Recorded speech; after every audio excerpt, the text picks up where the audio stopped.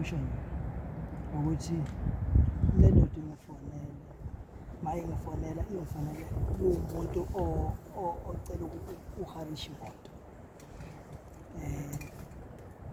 ethi ucela ngimnikeze i-address or ngimdirect then ngamdirect then mayifika futhi egate-ini ngamnikeza i-code wayishaya i-code ngamvulela igate wangena so uthe mayifika la ufike kuwumuntu ozofuna imoto behamba ngenye imoto nomunye umfowethu wafika kuwumuntu ozobeka impahla then mase ehambe eyowithdraw imali wahamba I think it was 4 ekuseni Wednesday ekuseni hayi uthe mayibuye sezongena egate-ini kanti ngikuyifoni-ke manje ngithinta ifoni yami then ngibona isithombe sakhe sesipostiwe then uma ngibuye sekuphosta isithombe sakhe engimtshela ukuthi angikwazi ukuboleka imoto due to lento ebonakalayo then kube ngathi liyaphela udaba lethu kanjalo hayi abuye futhi azomncela no futhi ngiyakucela unginikeze imoto ukuthi lo angengikwazi angeke nje ayikho into engangiphoqa futhi ukuthi ngikwenze ukuthi lento yenza then I said no it's fine ngicela ungilalele then mase ngiqedile ukuthi uma usuqedile ukungilalela then vele isicelo sami ukuthi ngife then wakhala-ke silapha ema-parking-ke wakhala-ke ngathi mina no ngoba simla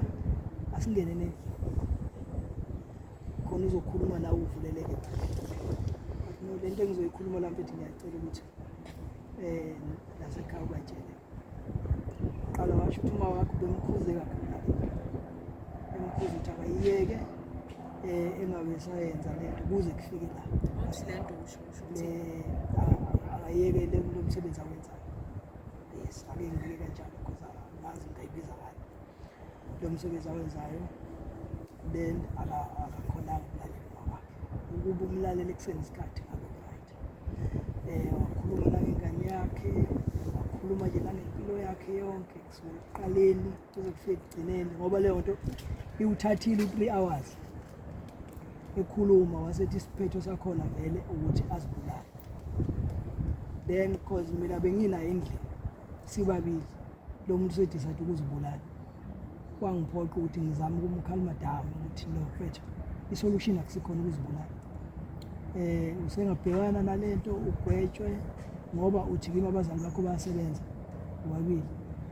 ungahlala wena ejele vele uyazi bayasebenza so hayi ukuthi ubondle ekhaya hayi ukuthi ubenza so ungahlala ejele ufisane nalento because this case is serious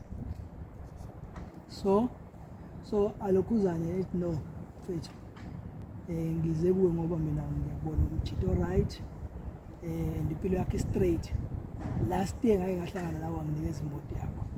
isizathu esenza ukuthi ngithi ageze kimi ukuthi ngekhathi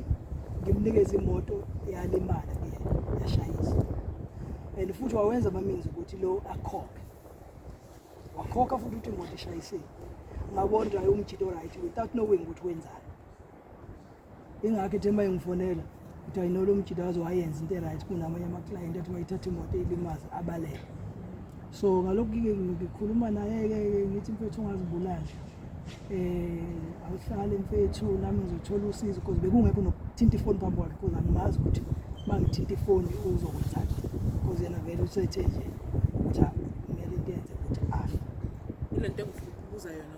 no bengingafili safe mina kodwa kuthe mayisengitshela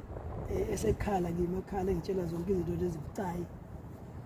nangendlela angithembe ngayo maye ngibona okwesibili washo wathi no yazi mfethu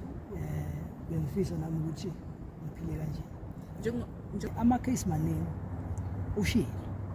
ushit no maningi ama-case and enye into emsabisa ukuthi eyoboshwa ukuthi maningi ama-case because ubeseke waboshwa ukubhana usho njalo so mina-ke ngokusaba angikwazi ngisho ukuthinta ifoni kulowo mzuzu noma ngabe bengifisa ukubikela lo mbala angikwazi ukuthinta ifoni phambi kwakho into engayisho bengingenayo indlela yokusho emaphoyiseni. Ingakho bengimincengela ukuthi iway engabalula, indlela engabalula ukuthi mfethu ekuseni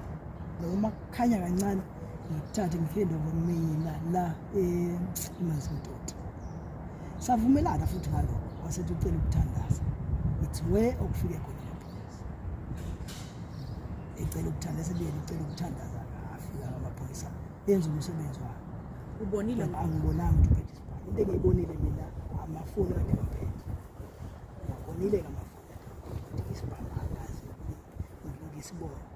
Because bengingekwazi ukumthinta yena. Ebengubona into ebiphatheka okukuyena emzimbeni bengakwazi ukubona.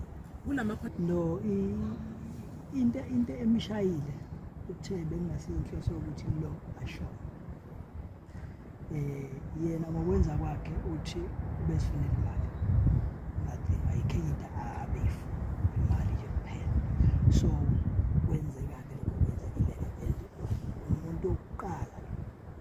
oshonile. Ngokukhuluma kwakhe, ngikhuluma because nje into engiyikhulumayo uyacela ukuthi hlale noma wakhe phansi okunye engingeke ngikusho. wona kunzima ukube kuyangamabe ngithola enye indawo manje. So ngiyona izothatha isikhathi ukuthi because into kanje angijwayele uqala kuzothatha isikhathi ukuthi ngiflash.